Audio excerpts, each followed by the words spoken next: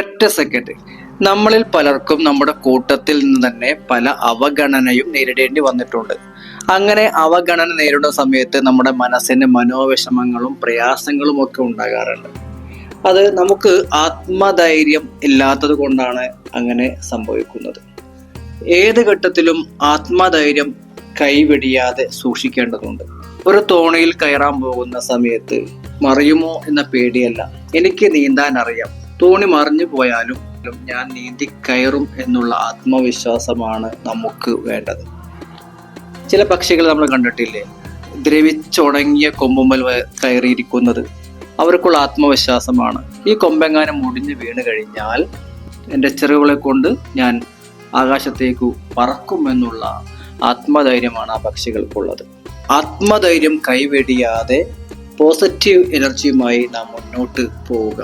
എങ്കിൽ മാത്രമേ നമ്മുടെ ജീവിതത്തിൽ നമുക്ക് വിജയം കൈവരിക്കാൻ സാധിക്കുകയുള്ളൂ. അതിനെല്ലാവർക്കും സാധിക്കട്ടെ.